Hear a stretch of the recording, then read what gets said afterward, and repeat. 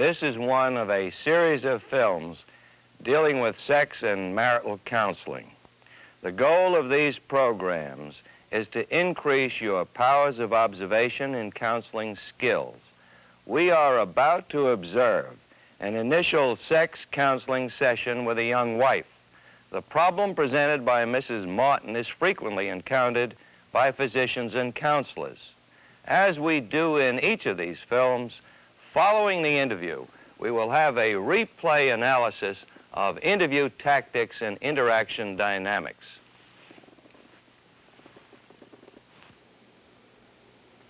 Your name is Mrs. Martin, is that right? That's correct. And your first name is? Linda. May I call you Linda? Oh, yes, of course. All right. How old are you, Linda? I'm 26. Mm-hmm. And you're married to, your Bob. husband's first name is? Bob. Robert, Right. but I call him Bob. Okay. How long have you been married? 4 years. And do you have some children? Yes, we have two girls. Okay. What does Bob do? He's a lawyer. I see. Fine. Well, now, Linda, tell me, how did you happen to come to see me? What's the difficulty facing you? Well, it's, I guess the problem is sexual. Mm-hmm. I went to see our minister of our local church, and he suggested I get some professional help because I don't quite know what to do about it. How did you feel coming in today to talk about it? How do you feel being here? Well, I feel like it's really a necessity, and I really want to get help, and I really want to find out what's causing these problems, but I have to admit I'm a little nervous, I guess. Okay. Well, try and tell me, for starters, if you can, what is the current dilemma? What's going on that troubles you? Well, I'm afraid that I might be frigid. Mm-hmm. You know, I just don't seem to be able to respond the same way I used to. I see. I'm sorry. Well, now, when did you first notice this? Tell me the story about it. Well, I don't know. It didn't happen all at once. It happened over time. Mm-hmm. And what brings it to your attention now? Well, quite frankly, I've just had it. We're fighting a lot now. We're not talking. We don't seem to be able to get to the root of the problem, and I'm frightened. And did a specific fight occur with you and Well, we've had Bob? several, but recently Bob told me that I've got problems and I should do something about it. And I agree with him. I feel like I've reached the point where I've got to have help. Okay. Now, tell me, you say it's been going on for some time. Can you elaborate on this and exactly tell me what you mean by being frigid, as you call it?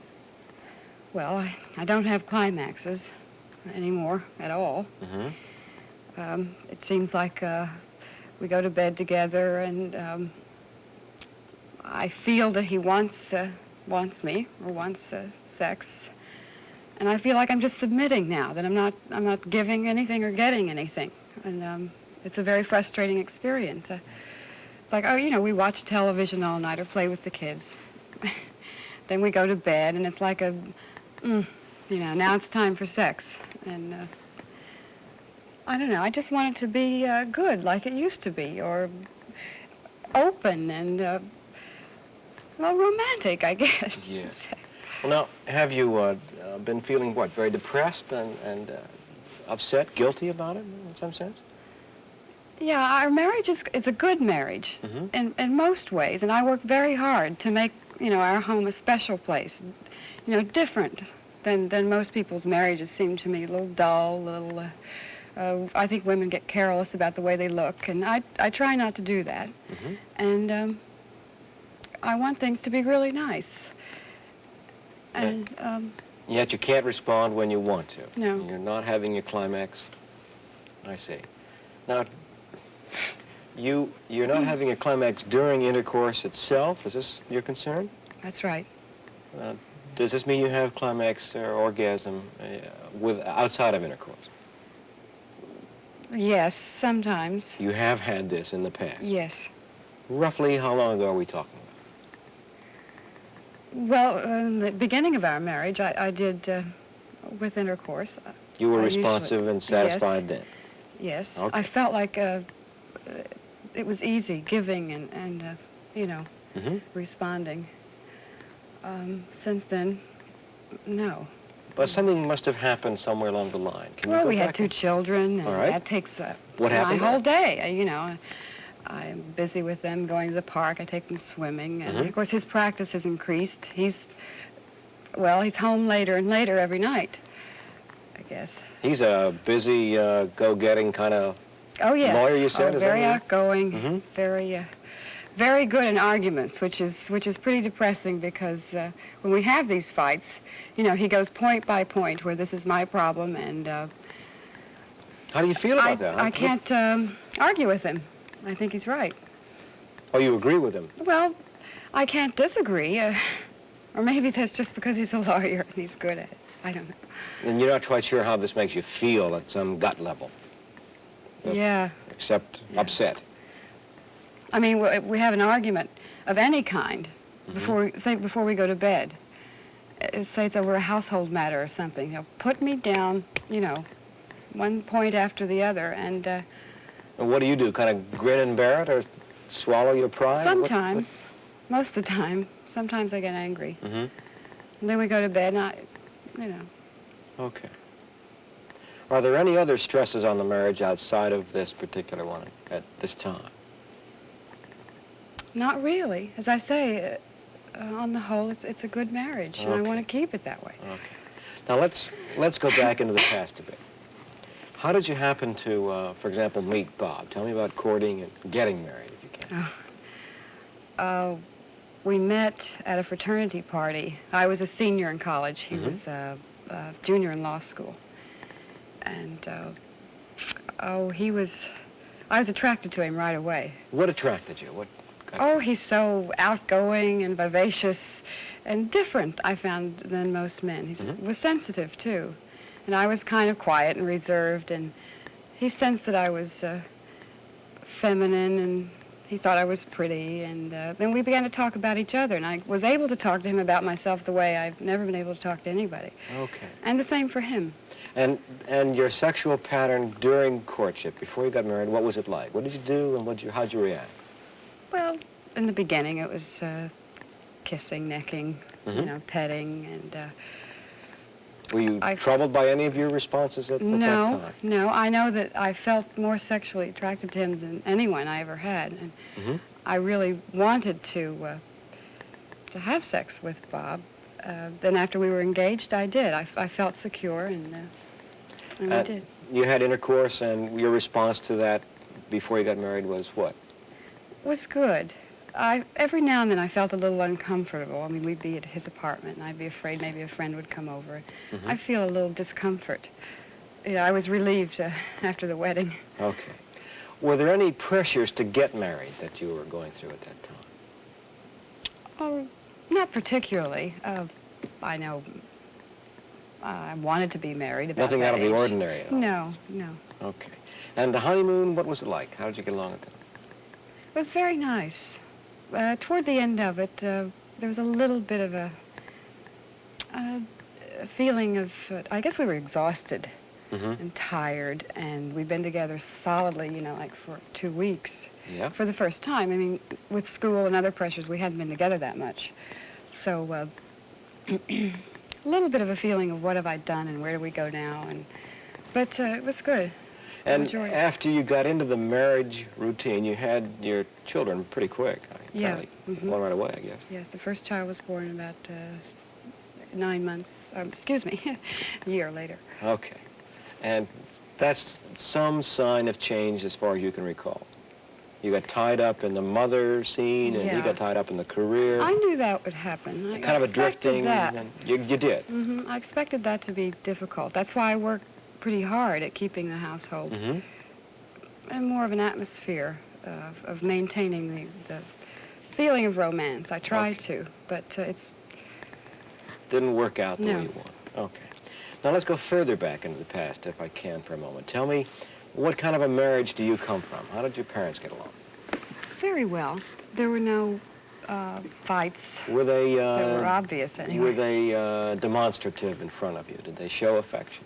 Not particularly. My father was a little more demonstrative than my mother, but... Mother was pretty reserved. Yes. Right? Yes, she is. Okay. What, let's call them vibrations. What vibrations might you have gotten concerning sex as you were growing up as a child? What kind of sex education atmosphere did you go through? Well, as far as education, I had none. My mother wouldn't be able to talk about sex at all. But as far as dating, she was pretty rigid about, even when I was very young, she would tell me, you shouldn't kiss boys. They'll think badly of you. I see. If don't go out in a car. A slight put down. So yeah. Well, Yeah, you be sensed careful. that, It yeah. was a cautiousness, Okay. Okay. Now, when, if you can, what was your mother's reaction, for example, when you started your period, beginning menstruation? How did that go? Oh, I started when I was very young, before I knew anything about it. Yes. And I called my mother and I said, Mother, I'm dying. I have a terrible disease. And she laughed and she explained the whole thing to me. She gave me some books about it, I see. but nothing about... But that was about the sex. extent of her active education, except shall we for say. flowers, pollination. That kind of birds and the bees. She was huh? a gardener. She liked to garden. So she would talk about those things, but not people. Now, as you were growing through teenage years, and you developed a figure and all this, and became interested in boys, how did you respond to your own growth as growing into a woman? How did you respond to that? I really enjoyed it. I was sort of chubby when I was younger and kind of plain, I thought anyway. And I began to slim down at about 13, and my father noticed it, told me I was getting pretty, and boys liked me. I enjoyed it. How do you see yourself these days? Well, I know I'm an attractive woman, but I don't feel that way with Bob anymore. Okay. Maybe that's the problem. I even worry that maybe he would be interested in some other woman. Has this really come up? No, not really. It's just that I feel like if I can't respond to him the way I should, that he may get interested in someone else. Right. Okay, now, thus far we understand that you and Bob got, busy and drifted apart and didn't have that much time to get to know each other intimately in some sense, at some level. Fair enough? And the old days were a little bit negative about sex. Mother kind of didn't approve about That's right. being sexual. It was implied in some way. That's right. Is that right? Yes. Okay. Now, take me to the present day. What goes on today, these days, concerning when romance and sex are in the air? What occurs? Paint a word picture for me, if you can. Nothing. How's that? Well, as I say, we spend the evening with the kids. After we get the kids to bed, he's usually very tired. He watches television. What's going on in his mind if it's going to be sex? What do you think he thinks? He gives me a look, Okay. raises his eyebrow. And your response is what? Well, it used to be, he didn't just give me a look. I mean, Okay. he would touch me, he would tell me I looked nice, or he would do something to make me really feel that way. But if it's just going to be, He gives you the look. He gives you the look, and what goes on inside you? I think, oh, here it comes. And I want, I want to express myself that way. Yes. And show him that I feel that way. And I try to, when we get to the bedroom, I try to open myself up that way and relax, and I'm telling myself to relax and relax, but it's not the same. I mean, I don't feel that he appreciates me, really. When you say, here we go again kind of thing with the sexual thing, what do you expect's going to happen? You kind of frowned and you looked a little uncomfortable. Well, it's just going to be gotten over with, and I'm going to be left feeling so you may expect unattractive and unsatisfied. Yeah. So you're caught wanting it to be good but expecting it to be bad. Is that right? Yeah. And what? Then you tell yourself, I've got to relax, I've got to relax. Which doesn't work. No. Okay. So then you go ahead and get it over with, right? Which makes me feel very bad. I sometimes cry myself to sleep frankly, afterwards. Well, where did you get the impression you were frigid? How did you happen to use that label? Well, from reading, and then I know in one of our arguments, Bob said I was frigid, and he said, all my friends think you're so attractive and so sexy, but you're not really, which I... But you have had climaxes, you are Yes. orgastic, and you have been in the past in better settings, correct? Yes, that's right. Well, that doesn't qualify you for being frigid. Well, it's been a long time, though. I mean, okay. You can't become frigid. No, you really can't. Not if you've been orgastic. It's a bad term, okay? So leave it in quotes, take it off wherever you're wearing it and give it to someone else, all right? Can you do that for yourself, huh? Yeah. Well, you're not frigid. You do have some sexual dysfunction. You're not responding as you'd like to. Fair enough. I'll agree to that. But you're not frigid, okay? Now let's summarize the situation and see what we can do on the whole thing, all right? First of all, I think you have to appreciate that you've had negative conditioning from the past. And this seems to affect you right now. Oh, yeah, I guess you could call it You're not negative. entirely comfortable, Yeah. right? Secondly, you've got to be able to explore this communications distance with Bob in some way. We've got to bring him in and see how the two of you can deal with this thing as a unit and not as just you as your problem, right? So you think it's both of our problems? Sure, sure. That's really... What do you think of it? Well, Yeah. yes, frankly. It takes two. Takes two to tango or whatever, right? Okay. Yes. Okay. So the final point I'd like to make to you is something about your own capacity for communicating in yourself while you're sexual, okay? Seems to me when you get sexual, you're just going through the motions. You expect to relax and all this, but you don't. Now, let me ask you a question. Would you ever tell Bob what to do in terms of how to help you get more excited? Well, no. I mean, it seems like a man should know that what you need is tenderness and gentleness before, and make you feel pretty and make you feel so you can lose yourself. I don't see why I have to say to Bob, make me feel that way. I mean, it's like, I don't know, do this, do that. It's like a traffic cop or something. That It's like upsets you. he should this time. feel that. Yes. If he really loved you, he could read your mind. Sometimes I'm not sure he does. Yeah. But you feel that way, do you not? Okay. Well, now, Yes. tell me, do you ever ask him to scratch your back? Sure. Hmm? Or rub it. I mean, Why is that? exhausted at Why the is end of that the day. legal, and you can't ask him how to caress you sexually? Sexually? Hmm? I don't know. I'd probably be embarrassed to do that. Now you're smiling at the same time. What's that mean? I'll tell you why I bring it up. All right. All right. I think it's important for you to know that spontaneity and extra special romantic moments are really matters of luck over most relationships when time goes by and there are other things in life besides just you and your lover. In your marriage with a busy guy, and you're busy with the kids, perhaps the time for spontaneity is really gone by for now. You're too damaged. You're not communicating enough. So how can he possibly understand you clearly unless you tell him where you are?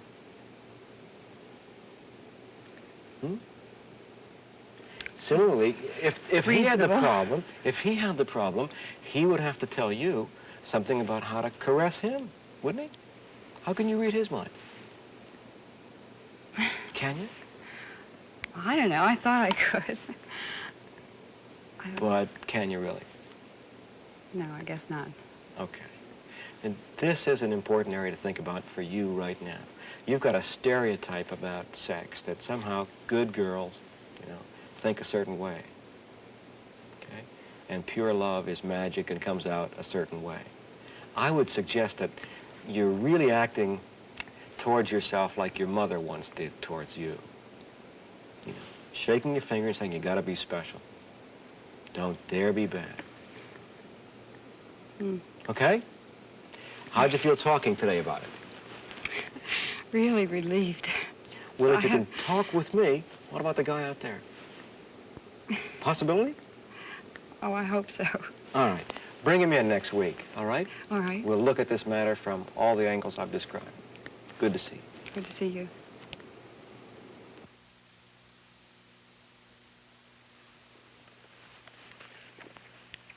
The interview that we have just observed can be divided into 3 parts: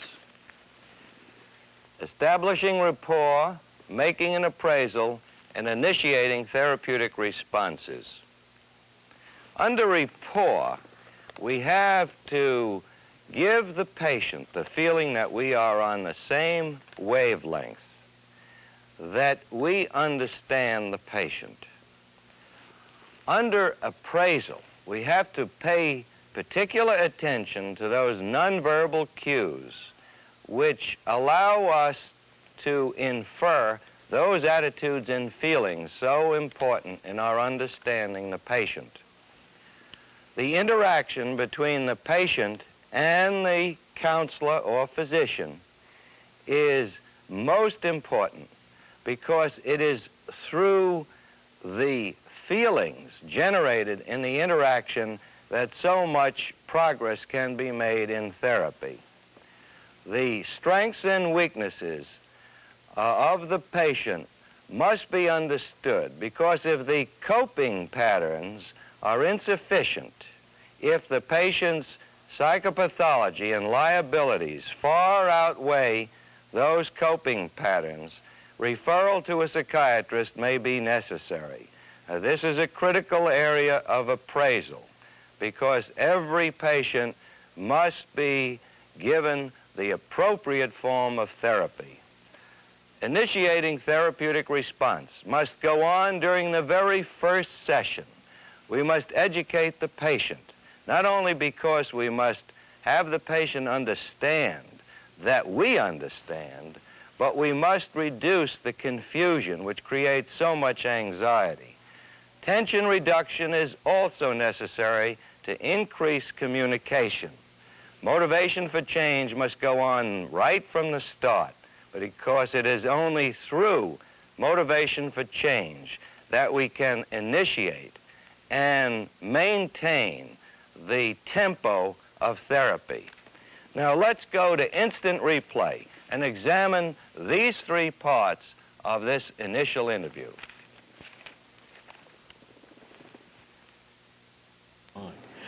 Well, now, Linda, tell me, how did you happen to come to see me? What's the difficulty facing you?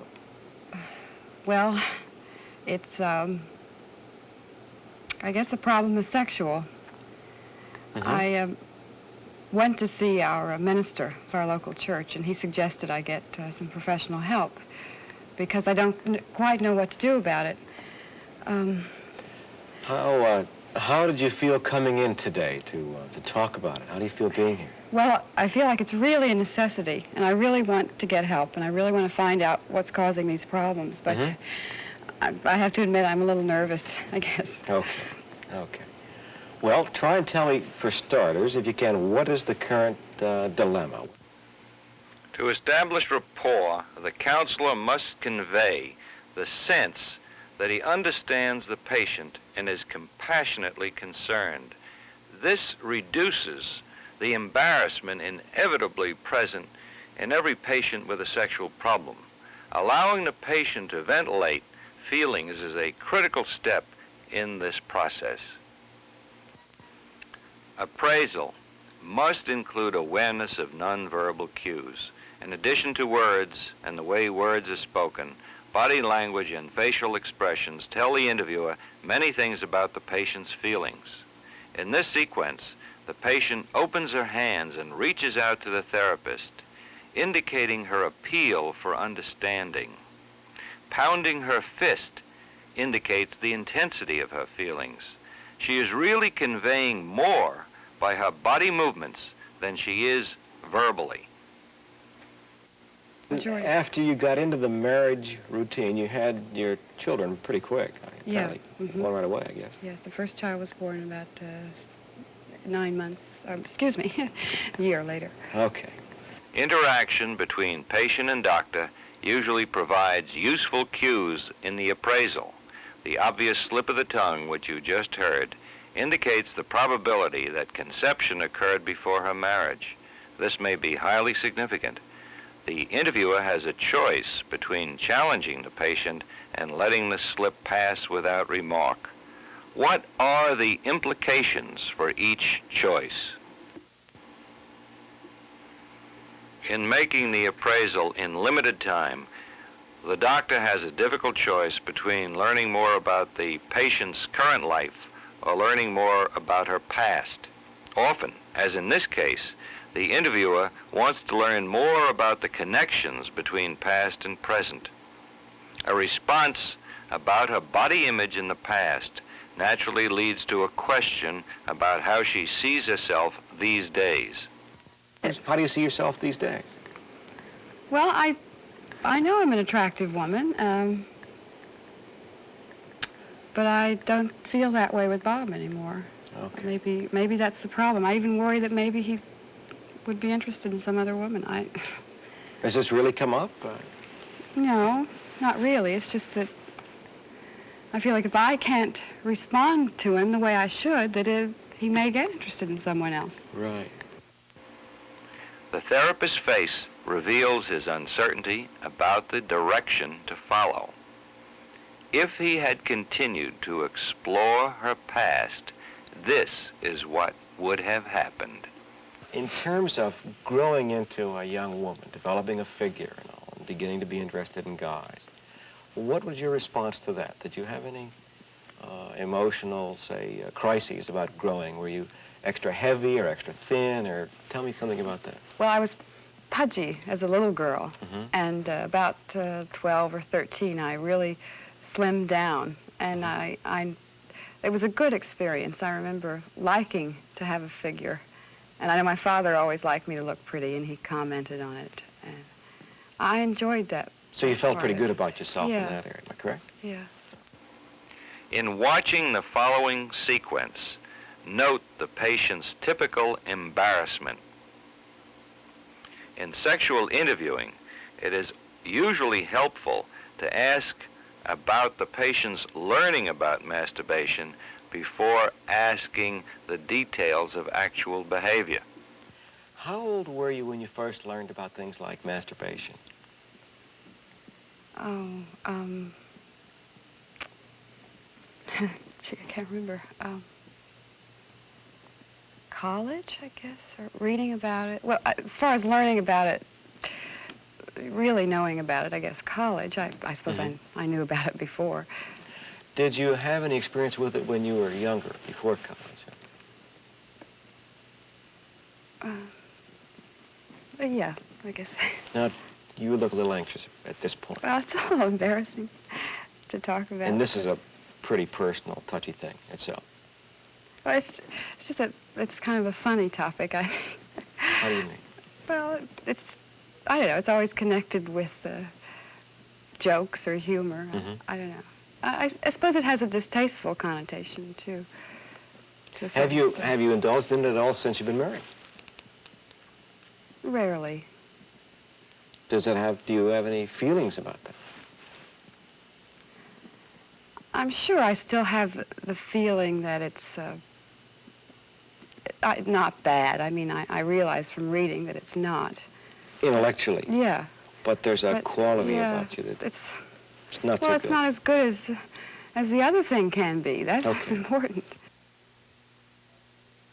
Now, take me to the present day. What goes on today, these days, concerning when romance and sex are in the air? What occurs? Paint a word picture for me, if you can. Nothing. We often unduly emphasize maladaptive responses. It is even more important to find out the patient's strengths and assets. The patient's response indicates helplessness. She underplays her real strengths in an effort to gain the help of the doctor. Well, as I say, we spend the evening with the kids. After we get the kids to bed, he's usually very tired. He watches television. What's going on in his mind if it's going to be sex? What do you think he thinks? He gives me a look, you know. Okay. Raises his eyebrow. And your response is what? Well, it used to be, Used to. He didn't just give me a look. I mean, Okay. he would touch me, he would tell me I looked nice, or he would do something to make me really feel that way. Mm-hmm.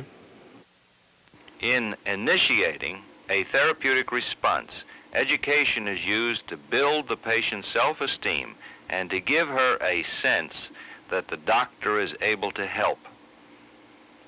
Well, where did you get the impression you were frigid? How did you happen to use that label? Well, from reading, and then I know in one of our arguments, Bob said I was frigid, and he said, all my friends think you're so attractive and so sexy, but you're not really, which I... But you have had climaxes. You are Yes. orgastic, and you have been in the past in better settings. Is that correct? Yes, that's right. Well, that doesn't qualify you for being frigid. Well, it's been a long time, though. It's okay. You can't become frigid. No, you really can't. Not if you've been orgastic. It's a bad term, okay? So leave it in quotes, take it off wherever you're wearing it and give it to someone else, all right?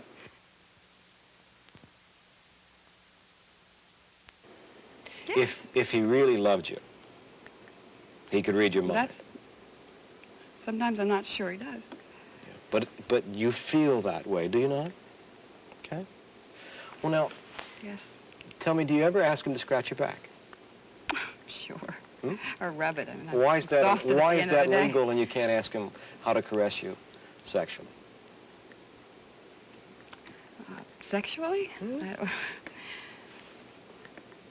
I don't know. I'd probably be embarrassed to do that. Now you're smiling at the same time. What's that mean? Ventilation of feelings and the establishment of rapport has reduced tension in the patient. The reduction of tension enables her to learn more effectively. In sexual problems, the partner is always involved in some way.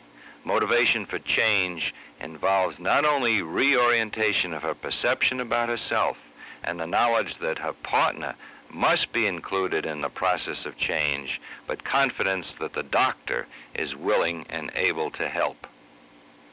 So how can he possibly understand you clearly unless you tell him where you are?